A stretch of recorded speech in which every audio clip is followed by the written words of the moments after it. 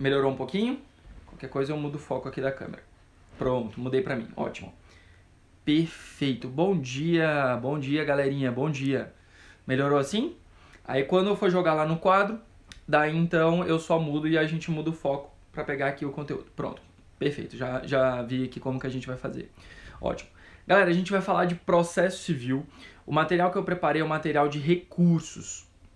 Só que veja bem, uma coisa que é importante é que a gente tem uma noção qual é o momento que nós vamos recorrer, então nós vamos ver antes, eu vou montar, e aí eu quero que vocês peguem o material de vocês pra gente fazer algo que eu adoro fazer, que é a nossa reta processual. Não por questão de preciosismo, mas eu acho que todo mundo tem que ter isso em mente, até porque nós vamos falar de vários desdobramentos. Então, nós sabemos que a fase de conhecimento, aquela fase inicial, onde a gente vai produzir as provas, vamos ouvir testemunhas, nós temos ali aquele momento que ele precisa ser provocado para ter início. Então, naquele primeiro momento, nós vamos falar de uma provocação por meio da petição inicial. Então, na nossa reta processual, eu quero que vocês comecem colocando ali a PI. Então, nós vamos fazer desse jeitinho aqui, ó. Coloca a petição inicial como um primeiro momento. Tranquilo? Então, show. Aí, por sequência, nós vamos ter uma fase que é de acordo com o artigo 3º, parágrafo 3º, que é justamente a tentativa de composição. E perceba que se der uma olhadinha lá no parágrafo 3º do artigo 3º, vocês vão ver que as partes, os juízes, o Ministério Público, a Defensoria Pública deverão estimular. Então veja que não é simplesmente uma ideia, mas sim uma proposição cogente, é um imperativo, verbo dever, estimular meios de resolução. Então depois da nossa API você vai colocar uma setinha aqui e vai colocar um AC de audiência de conciliação, assim, petição inicial, provocando, audiência de conciliação. Logo em seguida, a fase que é tida como de ampla defesa e contraditória, é chamada fase de contestação. Então, nesse momento da sua reta processual, você vai pegar e vai colocar ali contestação. Pronto. Assim, então, veja. Petição inicial, audiência de conciliação, contestação. A próxima fase, pouquíssimos lembram de colocar isso na hora da prova da OAB, que é a parte que está escrita no artigo 350, que é a nossa fase de réplica. Aqui. Então, petição inicial, audiência de conciliação, contestação, réplica. Já vi que ele está invertido, né? Devia ter feito de outro modo, mas não tem problema não. O importante é que você faça junto comigo. Depois da fase de réplica, nós vamos colocar fase de provas. Depois, audiência de instrução e julgamento. E aí vai. Isso, procedimento comum ainda. Perfeito, perfeito. E eu vou colocar essa reta o mais simples possível, porque a gente vai trabalhar recursos com ela. Então vamos lá. Todo mundo monta essa reta processual. Petição inicial, audiência de conciliação, contestação, réplica, provas, AIJ, audiência de instrução e julgamento, sentença. Ficou meio invertido, né? Mas o importante é que vocês tenham, eu estou repetindo, só mais uma vez. Petição inicial, audiência de conciliação, contestação, réplica, provas, audiência de instrução e julgamento e sentença. Show! Agora, vamos aqui aos pontos que a gente merece destacar, pontos que normalmente costumam ser cobrados na sua prova, e eu vou separar alguns momentos que podem haver decisões e quais são os recursos cabíveis a ela, para vocês terem noção do que a gente tem que colocar naquele momento. Vamos lá. A petição inicial, artigo 319 do Código de Processo Civil. Galera, se você bater o olhinho lá, você vai ver quais são os elementos necessários que precisa ter a sua petição inicial. Isso vai te ajudar bastante se a gente vai falando de prova da OAB. Porque na hora que tu estiver montando a qualificação da parte, todos os processos vão utilizar a mesma estrutura. Lembra, qual é a estrutura de uma peça para a sua prova da OAB? C, competência, qualificação, fundamentos da peça, depois nome da peça, qualificação da parte adversa. Pronto, então nós temos o C, Q, CQQ, beleza. Depois você vai entrar no seu FDP, fato, direito, pedido. E aí você vai colocar fato em razão da causa de pedir, direito, todas as arguições de direito inerente àquela discussão, e depois o pedido, que é, fala Kenny, tudo bom? Depois o pedido, que é justamente aquilo que vai vincular o juiz. Lembra? Causa de pedir, pedido vincula o juiz, substanciação, belezinha? Ele tem que ficar necessariamente atrelado a isso. Então vamos lá. Na nossa retinha processual 319, nós vamos ver que na qualificação tem que ter o nome da parte, por suposto, nós temos que ter qual é a profissão, estado civil, residência, domicílio, CPF, RG, e-mail. Então, galera, esse primeiro momento, a petição inicial, ela tem que trazer todas essas informações. Lembrando que aqui nós temos que trazer tanto as informações tanto as informações do autor quanto do requerido. Ah, professor, mas se eu não tiver todos os dados do requerido, não tem problema. Você pode dar uma olhadinha lá no parágrafo 1º, 319, que fala quando da ausência de dados, você pode pedir ao juízo. Lembrando, a gente está falando procedimento comum. E galera, isso daqui é o que eu chamo de dispositivo coisa linda de Jesus. Por quê? Porque, galera, antigamente não tínhamos como descobrir esses endereços, senão buscando por fora. E agora a gente pode pedir ajuda do juízo, então isso é muito importante, beleza? Agora, vamos falar da parte doutrinária geral. Lembra, para romper aquela inércia, eu preciso provocar o Estado, então o princípio da inércia, justamente para justificar a possibilidade de ingresso com uma ação. Falamos então dos elementos da 319. Quais são eles? A questão da qualificação, tem que determinado, colocar o fato, pedido certo, determinado, salvo no caso de pedidos que podem, eventualmente, no caso de uma ação de exigir contas, por exemplo, que você pode pedir a questão da apresentação de contas, depois ele vai trazer um outro momento, que é a eventual reparação, mas o pedido, via de regra, ele é certo, determinado. Lembrando, fatos vincula o juiz e o pedido também. E aí, então, isso, boa, muito bom, isso, já colocou. A gente já fez isso em sala, né, Maíra? Fera. E aí, então, na fase seguinte, nós vamos falar na fase de audiência de conciliação. Outra coisa que cai muito em prova da OAB. Galera, audiência de conciliação. O que é isso? Isso é só uma tentativa de acordo, de composição? Não necessariamente. Vamos lá, aqui você já sabe a ideia, mas a gente tem que ter o ponto principal. A audiência de conciliação, ela tem então essa previsão cogente, mas ela pode ser afastada. Quer dizer, ela tem que ser estimulada, mas se todas as partes, o autor e todos os requeridos se manifestarem pela não realização dela, não vai acontecer. Lembrando que isso acontece no caso de litisconsórcio. Litisconsórcio quer dizer o quê? Pluralidade de mais de uma parte no polo ativo ou no polo passivo. Eles são os litisconsortes. Tranquilo?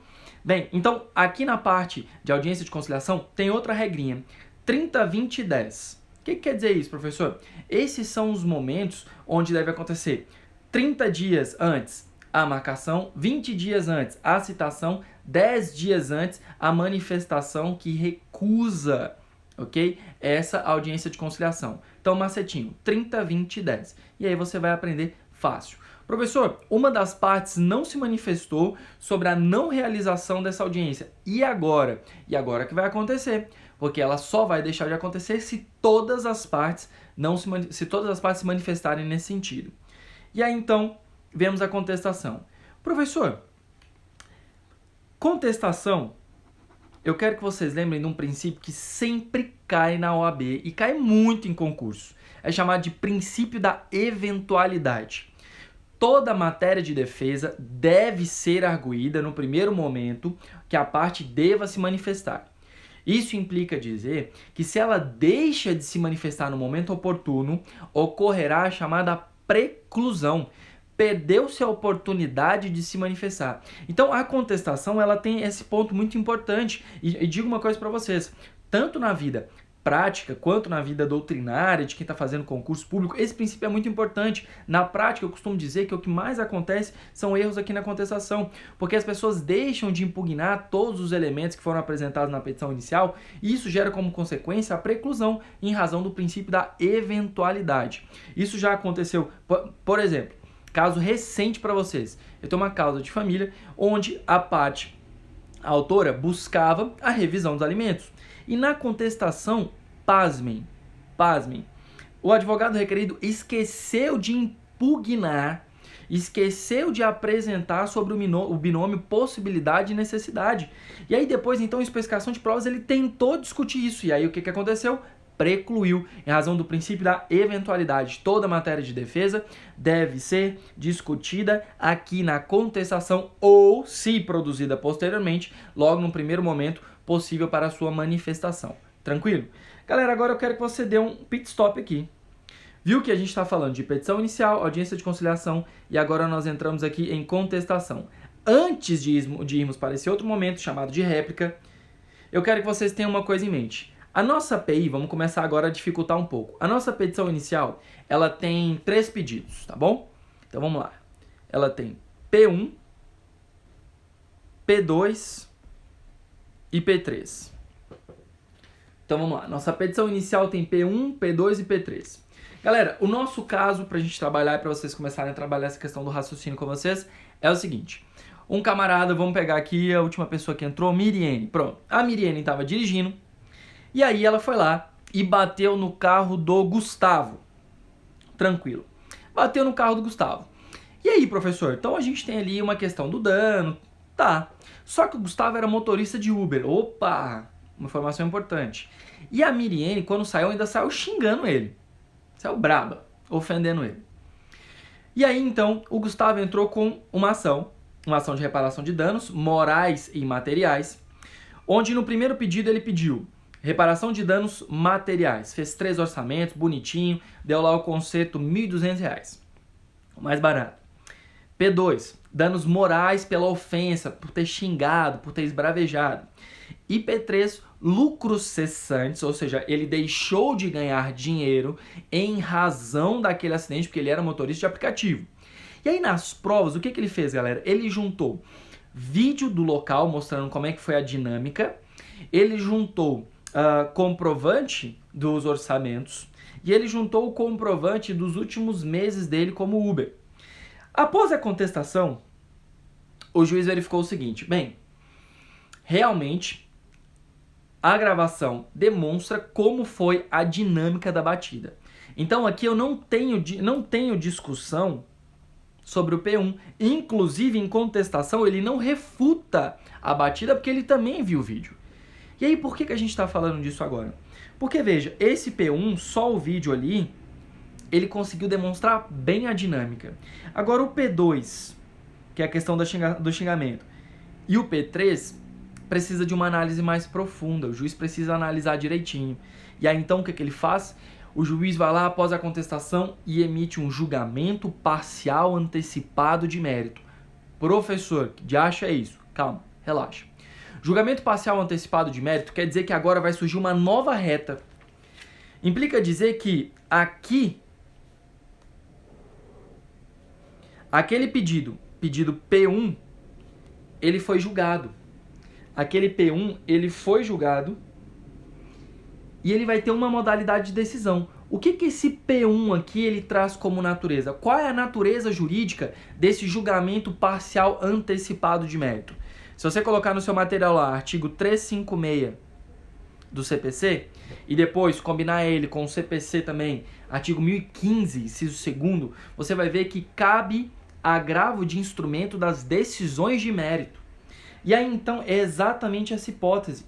Viu que, olha só, agora nós vamos ter 2 retas, porque aqui vai ter uma decisão. Esse P1 foi julgado por uma decisão. Essa decisão aqui, que julgou esse pedido incontroverso, enseja o recurso de agravo de instrumento. Então, quando a gente vai falando de decisão antecipada de mérito, nós vamos falar de agravo de instrumento, artigo 1015. Nosso agravo de instrumento. Beleza? Então, vamos trabalhar com essas 2 retas, aqui e aqui, a partir desse momento? Vamos lá. Quando nós chegamos nos pontos decisórios, aqui no caso desse P1, enseja agravo de instrumento, e agora no caso da sentença, enseja apelação. E aí, então, tendo isso em mente, que é importantíssimo pra gente, nós vamos começar agora a trabalhar com o material que eu fiz para vocês, tá bom? Eu vou pular algumas partes, eu deixei ele um pouco mais complexo, mas a gente vai trabalhando de uma forma mais objetiva, tá bom? Então, aqui, olha no nosso material, tá bom? Dá para enxergar aqui, galerinha? Sem pedido. Opa, boa pergunta, Natan. essa decisão ocorrerá sem pedido de antecipação de tutela? Sim, galera, essa decisão que a gente está falando não se confunde com antecipação de tutela. Vamos lá, antecipação de tutela. Quais são os elementos da antecipação de tutela? Eu tenho aqui, primeiro, perigo do perecimento, da demora, do resultado útil daquele direito. O segundo ponto, nós vamos falar da probabilidade do direito. E o terceiro ponto, que não vai estar ali direto no CAPT, mas vai estar logo na sua sequência, que é a reversibilidade da decisão. Isso não se confunde, Nathan, com o que a gente está falando de decisão parcial antecipada de mérito. A decisão parcial antecipada de mérito está prevista no artigo 356, é inerente à falta de necessidade de produção, ou seja, ele está completo. Não existe necessidade de construir toda a fase de conhecimento para que eu julgue um ou mais pedidos naquele momento. Então, ali, por ser possível julgar um deles antecipadamente, então eu crio essa nova reta que não se confunde, aqui ó, não se confunde, lembra do nosso P1, não se confunde com antecipação de tutela. Antecipação de tutela vai ensejar o quê? Vai ensejar também o recurso de agravo de instrumento, tudo bem, mas ela tem requisitos próprios e não se confunde aqui. Ademais, a antecipação de tutela é satisfativa, ela antecipa os efeitos do mérito. Tranquilo? Show? Tiramos essas dúvidas aí? Ótimo. Então, fica de olho aqui no nosso quadro, porque a gente vai falar agora um pouco sobre recursos. Bem, pelo que eu vi, ele vai ficar invertido. Deixa eu ver. Ocorre sem manifestação dos partes por julgamento antecipado da lide? Maíra, não necessariamente. Veja bem, julgamento antecipado da lide, julgamento antecipado parcial de mérito é diferente. A gente diz de julgamento antecipado da lide quando a causa se encontra madura naquele momento processual e eu não preciso constituir nenhuma das provas necessárias para que eu tenha a minha juízo de razoabilidade e de convencimento do juiz. Então ali, o julgamento antecipado da lide permite que o juiz sentencie justamente porque ele não precisa de nenhum elemento a mais.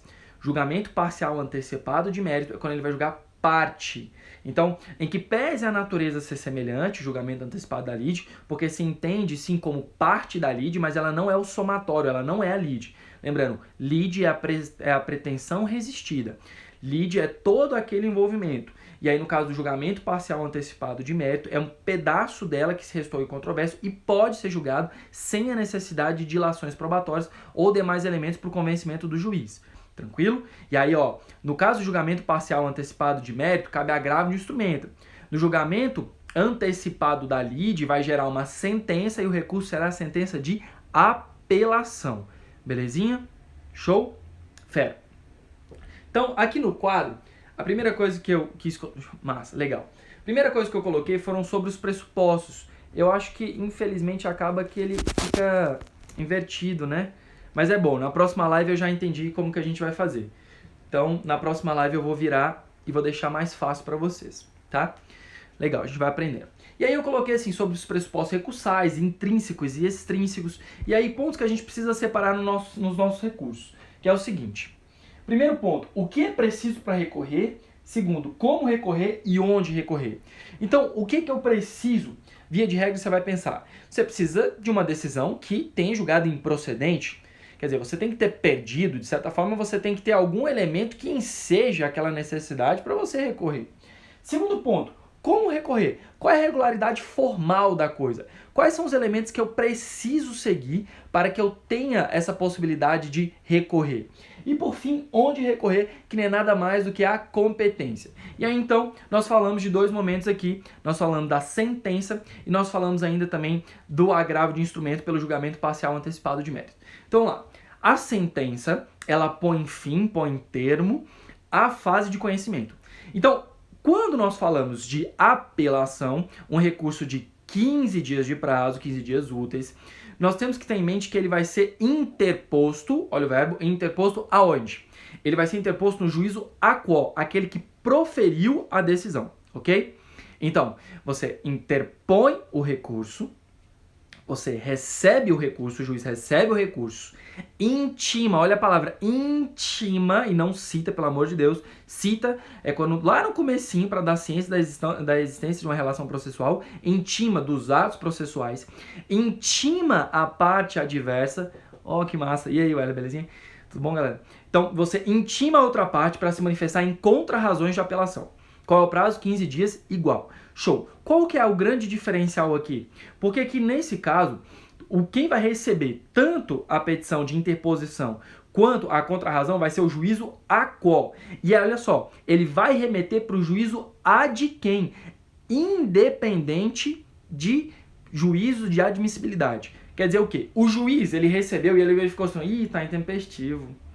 Caramba, e agora? E agora, meu querido, você vai intimar a outra parte vai se manifestar, e aí o tribunal que vai fazer esse juízo de admissibilidade. Não vai ser o juízo a qual, belezinha? Por quê? Porque o que vai estar previsto na lei, inclusive também tem no nosso recurso ordinário, que quem vai fazer o juízo de admissibilidade vai ser o juízo ad quem. Tranquilo? No caso da apelação.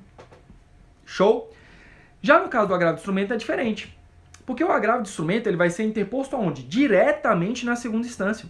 Então tu já vai entrar com a petição na segunda instância, lá no tribunal, no nosso julgamento parcial antecipado de mérito. Beleza, professor, mas e aí? E aí então que a gente tem algumas formalidades fundamentais para seguir. Lembra que nós escolhemos qual o momento processual? Esse do julgamento parcial antecipado de mérito. Então aqui na nossa reta processual nós tivemos petição inicial, audiência de conciliação infrutífera, contestação. E aí o juiz julgou logo após a contestação o nosso P1. Qual foi o nosso P1? A questão da batida do carro, porque tinha lá então a filmagem. E aí o P2 era danos morais e o P3 são os lucros cessantes. Beleza.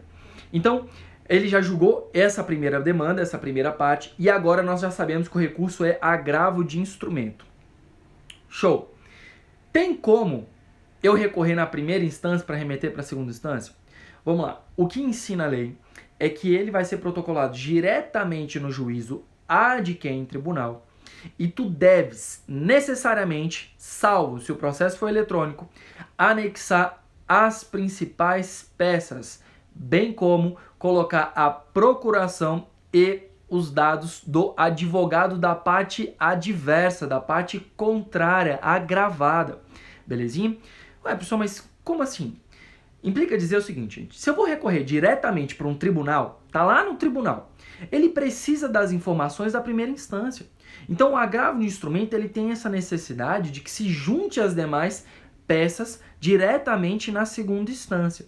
Tranquilo? Então você vai juntar as principais peças, juntar as procurações, se eventualmente certidão da decisão, você tem que colocar, se não for processo judicial eletrônico, você vai ter que colocar sim na segunda instância. Tranquilo?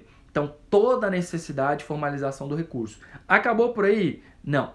Se o processo for de tramitação física, 3 dias após o protocolo,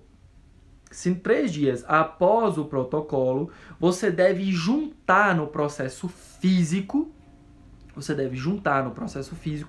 a cópia da sua interposição do recurso. Por quê, professor? Porque esse recurso possui efeito regressivo. O juiz da instância qual pode voltar atrás, tá bom?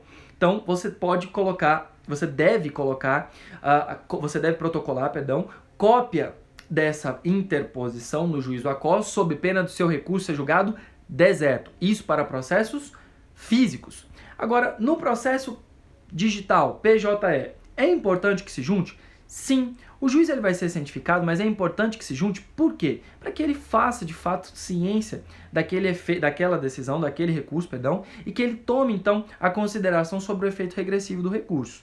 Só corrigindo aqui, Regis, não se diz sobre cópia integral, porque você pode ter ali diversos atos, por exemplo, digamos que demorou a citar, e afins que não são necessários, são peças inúteis ao processo. Então se atenha na prática a juntar petição inicial, procuração, se teve contestação, cópia da contestação, cópia da procuração e demais elementos de provas que foram constituídos.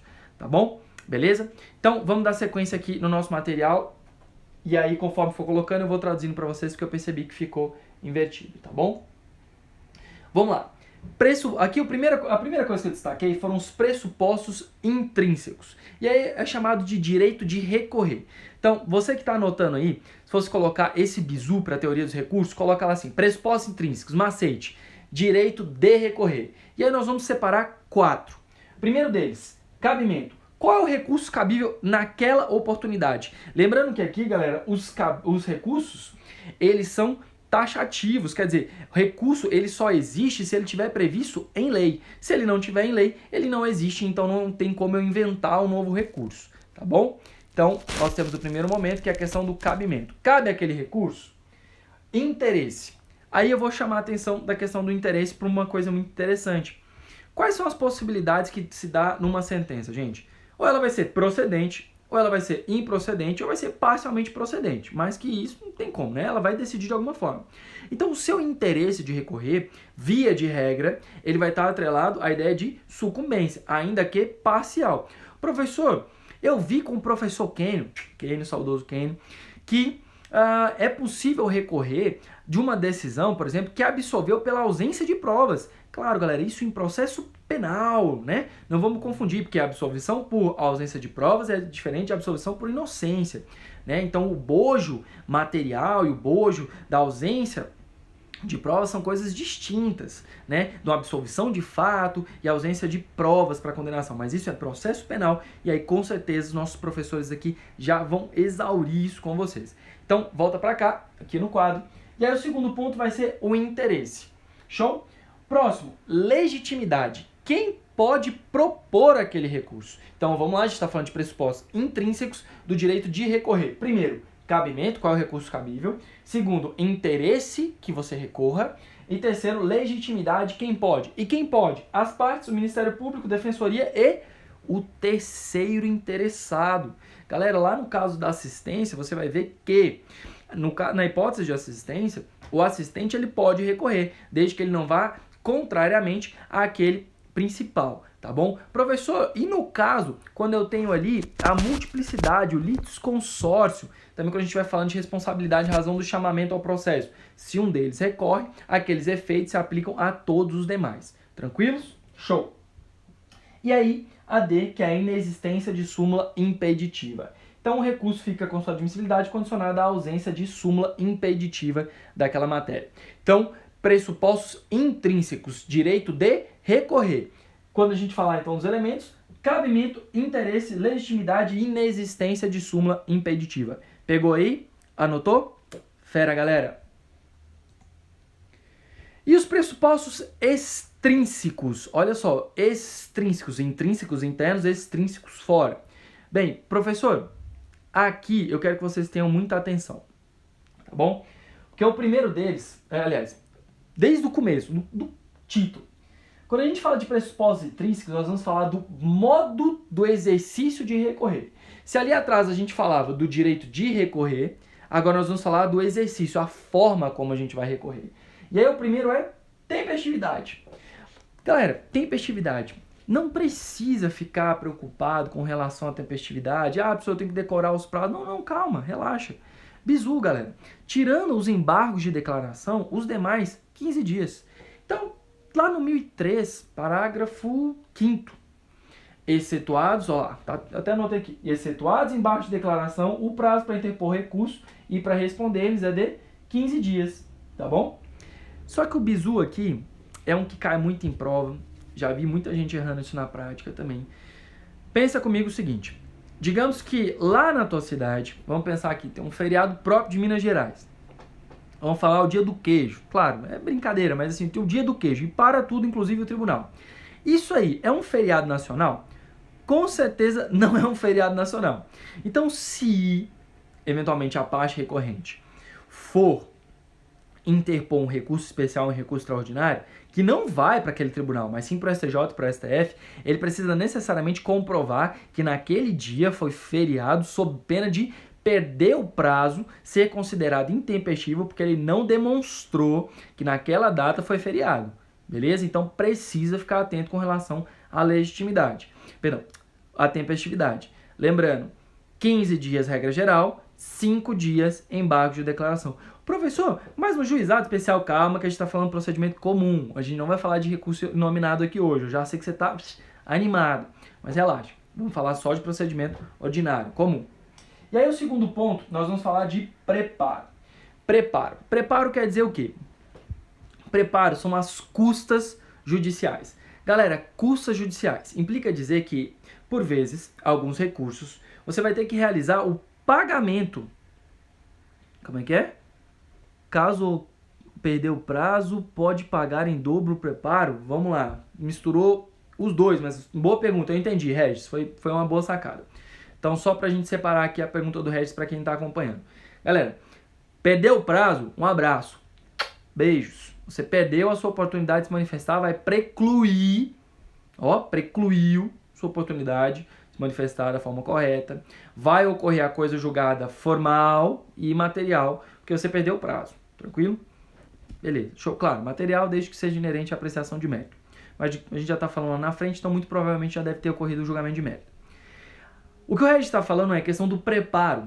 Digamos que eu não paguei as minhas custas, eu fui lá e esqueci de pagar.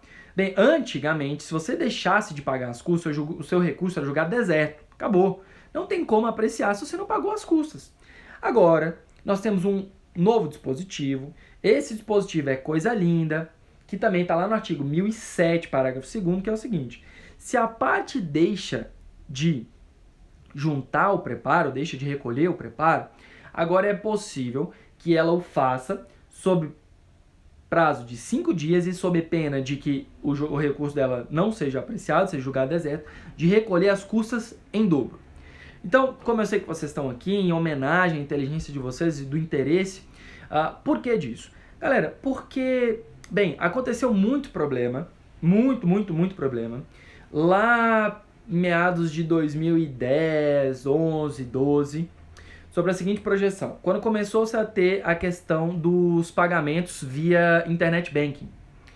E aí isso aconteceu assim de forma reiterada, onde a parte pagava, o tribunal emitia o boleto normal, e aí então ele ia com uma data de vencimento diferente da data da emissão do boleto.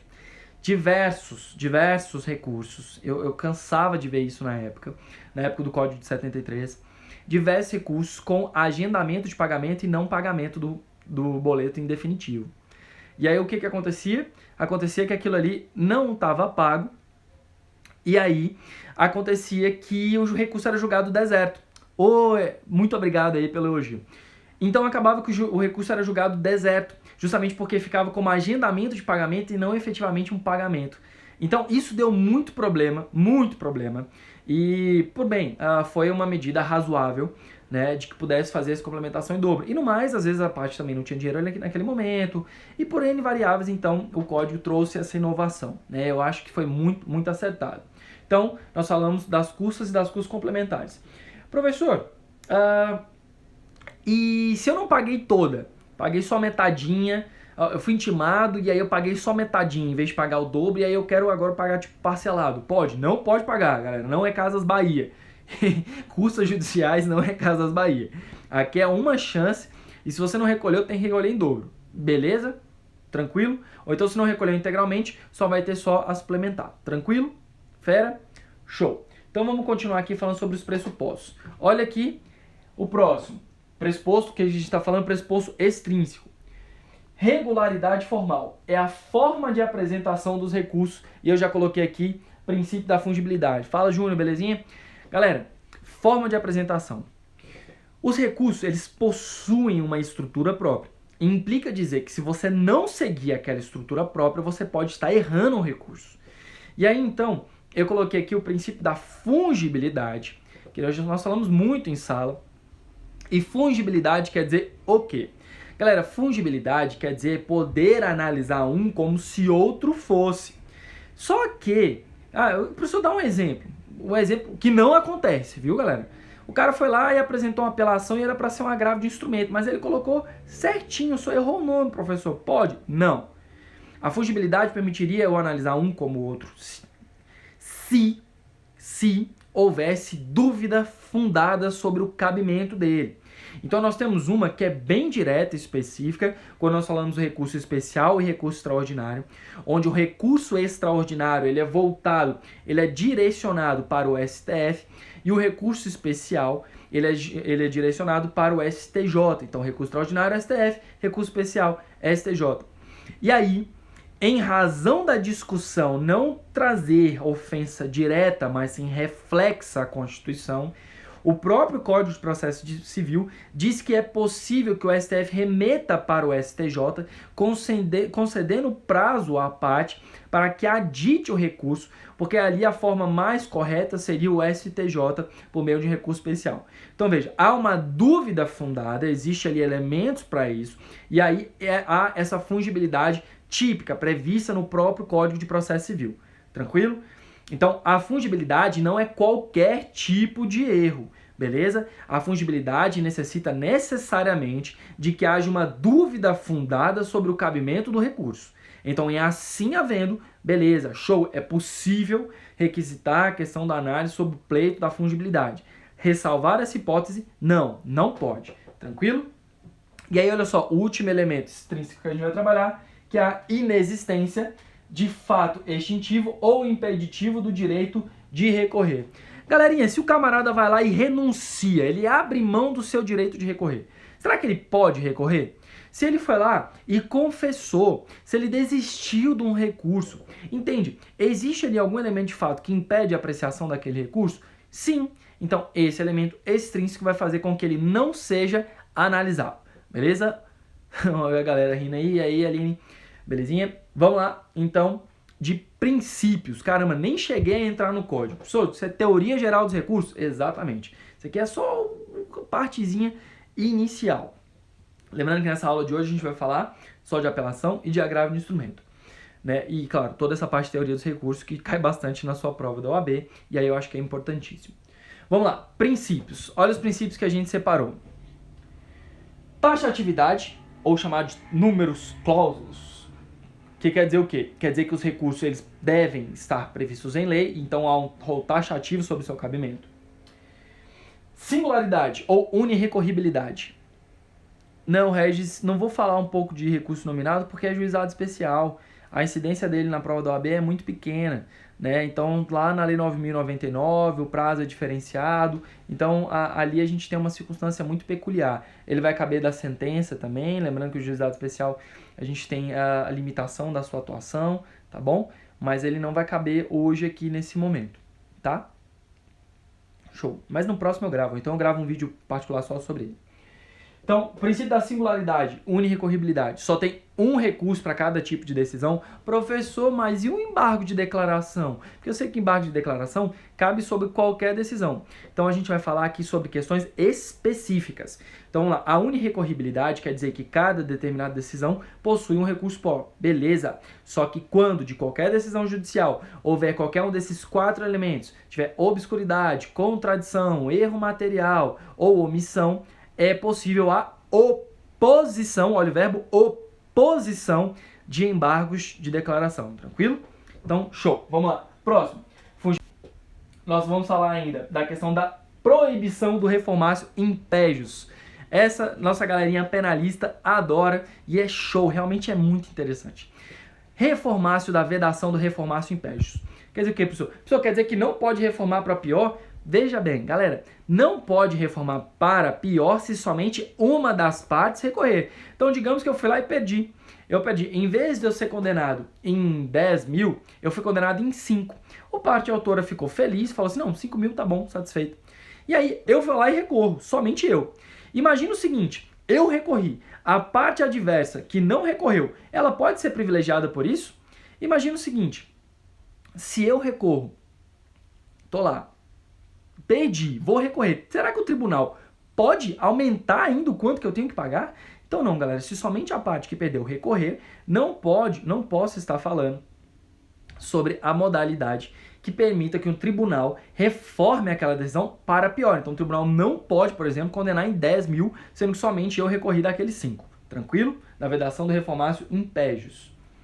E aí sobre os efeitos, né? Separei aqui os efeitos para vocês e aí vamos dar uma olhadinha aqui, ó. O primeiro efeito que eu separei é o chamado de efeito devolutivo. O efeito devolutivo permite com que o tribunal possa analisar todos os elementos dos autos. Então, pensa o seguinte, eu recorri a nossa sentença por meio do recurso de apelação. Então, o processo ele vai subir integralmente e aí o tribunal pode, inclusive, analisar questões de fato, de prova, analisar ali elementos dos depoimentos, porque existe o efeito devolutivo no nosso recurso de apelação. O que é diferente quando a gente fala de recurso especial e recurso extraordinário, porque para esses dois recursos que são excepcionalistas, no STJ e STF, vai subir dali do acórdão para cima. Então, é por isso que é diferente a ideia... Opa, Dai, tudo bom? E aí, por isso que é diferente. Nós temos ali a questão do efeito devolutivo permitindo que ele possa analisar quais são os limites que ele pode analisar, o julgador, para apreciação daquele recurso. Próximo efeito, efeito suspensivo. Então, vamos lá. Estamos falando de efeitos recursos. Primeiro, devolutivo, poder analisar a matéria apreciada pelo juiz ou acó. Depois, efeito suspensivo. Galera, efeito suspensivo, bizu. Suspende, vai dar um pause, para. Então, é suspender a exigibilidade daquele teor decisório. Então, você vai suspender a efetiva aplicação real daquela decisão naquele momento. Por isso, efeito suspensivo. Beleza? Então, colocou ali, primeiro, devolutivo. Segundo, efeito suspensivo. Vamos lá. Terceiro, efeito translativo. Quer dizer que os órgãos, o juiz ou adquém, ele pode conhecer de ofício, ou seja, sem a provocação da parte, matérias de ordem pública, ainda que não seja objeto do recurso ou das contrarrazões. Então lembra que lá atrás eu falei para vocês sobre a questão do juiz de admissibilidade no recurso de apelação? Vamos lá, o juiz de admissibilidade ele vai ser feito lá atrás, tranquilo? Perdão, lá na frente, só no TJ. Enquanto o juiz do ACO não vai poder fazer esse juízo de admissibilidade porque não vai ter eficácia, mas ele vai certificar. Então, a parte contrária, então o apelado, não verificou sobre a questão de prescrição.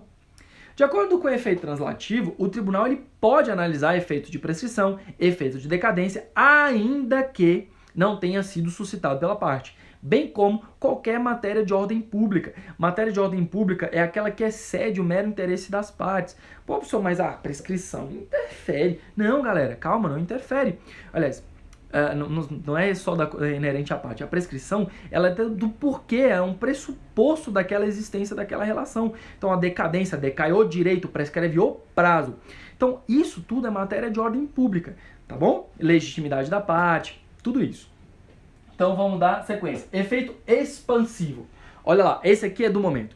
Efeito expansivo, expandir. Ó, só reiterando. Primeiro efeito, devolutivo. Segundo, suspensivo. Terceiro, translativo. Quarto, efeito expansivo, anota aí. É quando ultrapassa os elementos, aquela decisão pode ultrapassar somente os limites objetivos e subjetivos sobre o recorrente. Então, caramba, isso ficou muito difícil, bota outra forma mais fácil. Então, vamos fazer o seguinte, eu tenho um litisconsórcio, eu tenho 3 réus e um autor. E aí os 3 perderam, um deles somente recorreu. E aí recorreu, e ele tinha razão, de fato a dívida estava prescrita. Esse efeito da prescrição desse recurso, fala Tiagão, vai atingir todos os outros litisconsortes, justamente porque ele vai ultrapassar, ele vai exceder, vai além daqueles limites propostos naquele recurso, porque vai atingir todos do litisconsórcio. Então é chamado de efeito expansivo, quando vai atingir todos os demais. Tranquilo? E aí, por fim, nós vamos falar do efeito regressivo, que é o quê? Nós já falamos aqui atrás. Efeito regressivo é a possibilidade do juiz, do órgão decisório, voltar atrás sobre uma decisão. Então, ele pode voltar atrás, beleza? Então, efeito regressivo. Professor, só para a gente lembrar aí, quais são, então, os efeitos que a gente falou? Devolutivo, suspensivo, translativo, expansivo e regressivo. Show? Fera? Beleza, então aqui agora, estou de olho sempre no relógio porque eu acho que a live só dura 1 hora. E qualquer coisa, quando encerrada a 1 hora, a gente vai dar uma continuidade. Mas aí a gente só precisa esperar uns 5 minutinhos, é bom que vocês tomem água, eu também. E aí a gente manda bala de novo. Recursos em espécie. Galera, vamos lá. Ó, o que a gente falou dos recursos serem rol taxativo. Primeiro recurso, apelação. Segundo, agravo de instrumento. Agravo interno. Isso aqui é para quando a gente quer forçar uma decisão do colegiado, tem uma decisão monocrática, beleza? Show! Embargos de declaração, já falei quais são os 4 elementos que você precisa ter. Recurso ordinário, puxa ali uma setinha e coloca assim, é o macete, é a apelação dos tribunais. Ela é igualzinha à ideia da apelação, só que dos tribunais, das decisões dos tribunais. Esse é o bizu. Recurso especial, voltado para o STJ. Recurso extraordinário, voltado para o STF. Agravo no recurso especial extraordinário e embargo de divergência. Pronto, assim nós fechamos qual é o rol taxativo dos recursos. Beleza? Então, não está aqui, não tem como utilizar um outro recurso. Aí, professor, e o recurso inominado? Galera, procedimento comum ordinário. E não é ordinário do compadre Washington, é ordinário de comum. Beleza? Tranquilo? Fera. Então, vamos lá. Primeiro recurso, apelação. Então, eu acredito que a gente vai acabar terminando a apelação e aí a gente encerra esse primeiro momento da live. E aí, então, eu vou acabar excedendo, vou falar também dos embargos de declaração. A ideia era falar só de 2, mas então eu vou falar de 3, porque eu vi que a galera tá interagindo e tá bacana essa live hoje. Então, vamos lá. A apelação. Aonde está? Está no artigo 1009. Vai do 1009 ao 1014. Nós já falamos. Cabe da sentença. É o recurso que, com certeza, ele vai ter sempre a maior cobrança. Tá bom? É o recurso mais comum, ele é o mais simples, você vai usar muito na vida prática. Então, é o recurso que cabe da sentença. Prazo, 15 dias, vai ser interposto no juízo a quo, ou seja, naquele que proferiu a sentença, e vai ser remetido para o juízo a de quem? Fala, Bruno. Belezinha? Então, eu interponho no juízo a quo, remeto para o juízo a de quem? Show? Beleza. O que mais que a gente precisa saber aqui, professor? Ele vai ter efeito devolutivo, ele tem efeito suspensivo, salvo aquelas causas que ensejam determinada urgência. Então, o recurso de apelação ele é um recurso bem simples. Ele é bem básico, mas ele possui uma coisa muito importante que você precisa ficar atentíssimo. Vamos lá. Ele cabe da sentença. E quando houver, olha esse bizu, galera, para tudo e presta atenção nesse bizu. Se tiver, durante o processo, aquela fase de conhecimento, alguma decisão interlocutória, o juiz foi lá e falou assim, não vou permitir a produção de tal coisa. Se tiver alguma decisão interlocutória que, lá no artigo 1015, não tiver a sua previsão sobre o seu cabimento, não tem ali cabimento sobre o agravo de instrumento, sobre questão de incompetência, não tem lá. Nesse caso, para que não se opere a preclusão, ou seja, para que você não tenha a perda do seu direito de poder rediscutir aquilo ali ou de discutir aquilo ali, existe então o instituto da preliminar de apelação. E galera, presta muita atenção. Na prática, o que eu mais vejo é erro sobre isso. Na sala de aula existe muita confusão, então vamos salientar agora e tirar todas essas dúvidas, tá bom? Vamos lá. Preliminar de apelação. Aconteceu algo ao longo do processo que não comportava o recurso de agravo de instrumento. Assim, quando da interposição da sua apelação, antes mesmo de você entrar no mérito do seu recurso, você vai criar uma preliminar. Essa preliminar permite com que o tribunal analise antes mesmo do mérito aquela prévia, aquele assunto anterior, que, se for possível, ele pode, se houver possibilidade, ele pode apreciar e já deferir ou indeferir. Ou, em verificando que o juízo de fato desrespeitou a fase de conhecimento, que ele ali naquela decisão ele estava equivocado, ele pode cassar a sentença e mandar o juiz fazer aquele determinado procedimento. Então, digamos que a gente esteja falando sobre... Vamos colocar um exemplo aqui do luxo qualquer. Uma produção de provas testemunhal. Vamos colocar qualquer uma, só a título de exemplo. E aí eu falar, e digamos que não coubesse a questão do recurso de agravo de instrumento nessa hipótese. E aí não cabe o recurso de agravo para essa hipótese e tal, beleza? E aí, o que você faz? Pô, professor, mas aí eu fico prejudicado. Meu Deus, advogado, o que eu vou fazer? Eu tinha que ouvir tal testemunha. E agora? E agora é o seguinte, você foi lá e pediu a produção de prova oral. Não foi concedido. Quando da sua apelação, você vai abrir um tópico chamado preliminar de apelação e vai falar, olha, foi pedido lá atrás isso, por isso, por isso, por isso. Não foi concedido. Então, em razão disso, existe aqui um prejuízo para a parte, porque a demanda necessitava dessa produção de prova. Pronto. Galera, perceba que essa parte preliminar, ela antecedeu o próprio mérito. Eu não estou falando se eu tenho razão ou não. Então, aqui, essa preliminar pode fazer com que o tribunal, analisando, falando, eita, é verdade, era importante para o deslinde dessa questão. Então, nesse caso, eu caço aquela sentença, mando para o juiz do ACOL e o juiz vai ter que ouvir aquela testemunha que eu estava tentando fazer a produção da prova oral, beleza? Então, essa é a importância da preliminar de apelação. Ela serve para evitar a preclusão, ou seja, a perda da oportunidade de se manifestar, do seu direito de se manifestar, justamente porque não cabia recurso à época. Então, a preliminar veio para suprir isso aí. Tranquilo? Beleza? Show? Juiz de admissibilidade, Regis. Juiz de admissibilidade, no caso da apelação, ele vai ser feito somente no tribunal, tá? Então não se confunde com preliminar de apelação. Beleza? Show. E aí, olha só, outro bizu fortíssimo da apelação. Juízo de retratabilidade. Que? Tem efeito regressivo a apelação, professor?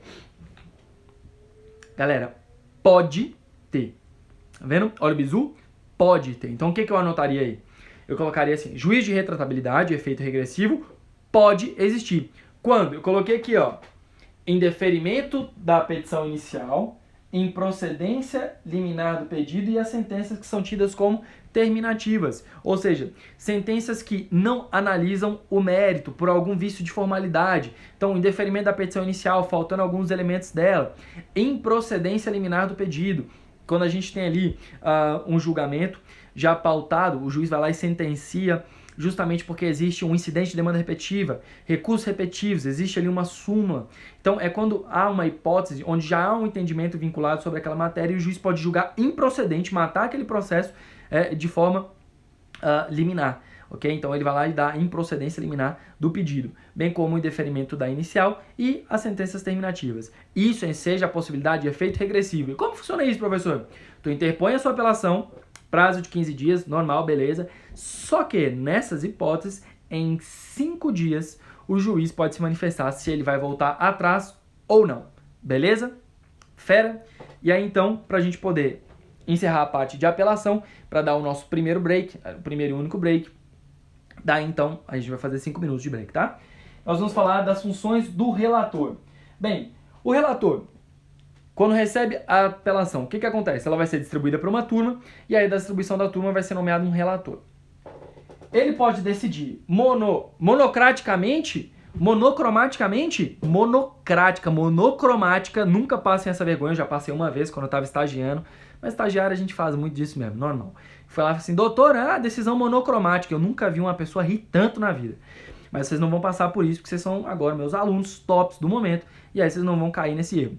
Monocrática, decidiu sozinho.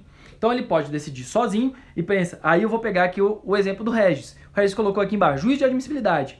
Então o relator verificou que a nossa apelação foi fora do prazo, extemporânea. Então ele decidiu monocraticamente pela... Perdão, engasguei. Ele decidiu monocraticamente porque ali, naquele caso, o recurso era intempestivo. Então, show, ele pode fazer isso. Beleza? Fera. Olha lá.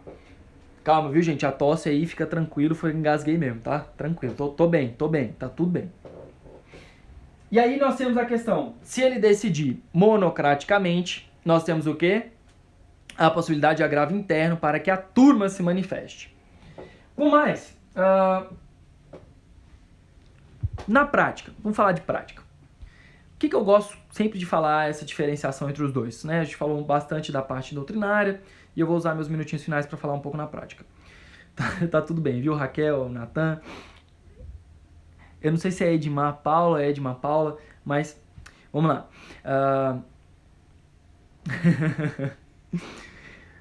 No caso da apelação, galera, uma dica para vocês. O relator, ele vai receber aquele processo, ele vai elaborar um relatóriozinho, ele vai fazer o voto dele e ele distribui para os demais julgadores. Então, nós temos primeiro vogal, segundo vogal, né? O primeiro vogal sendo o seu revisor. O que acontece? É sempre importante que você entenda que a atuação do advogado, ela tem que ser bem pontual nesses casos, porque não é só protocolar o recurso e acabou. O recurso de apelação, ele admite sustentação oral. Então, tu tens 15 minutos para poder sustentar oralmente o seu recurso, né, perante a turma. Mas é possível ainda que tu faça a apresentação de memoriais indo nos gabinetes. Então lembrando, 3 vão julgar, 5 participam. Se o recurso de apelação não for julgado de forma unânime, ele vai ser convocado um rol extensivo, ou seja, todos, para que se manifestem sobre aquele recurso. Então é importante que o advogado ele vá lá e apresente memoriais para cada desembargador. E os memoriais não é uma petição, mas são tópicos específicos, bem pontuais, para que você fale, olha, o meu recurso ele bate nisso, nisso e nisso, e que você despache com os 5 desembargadores daquela turma. E aí no dia da sua sustentação oral, enaltecer que foi nos gabinetes e por isso. Então isso aqui é muito importante para você que quer advogar.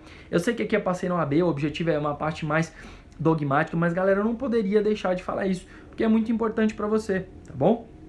O recurso de apelação, ele tem custas, tem efeito suspensivo, tem efeito devolutivo, pode ter efeito regressivo, tem efeito translativo.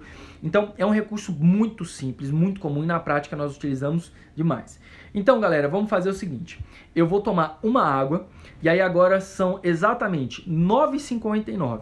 Às 10h05 eu volto e aí nós vamos falar de agravo de instrumento e embargo de declaração.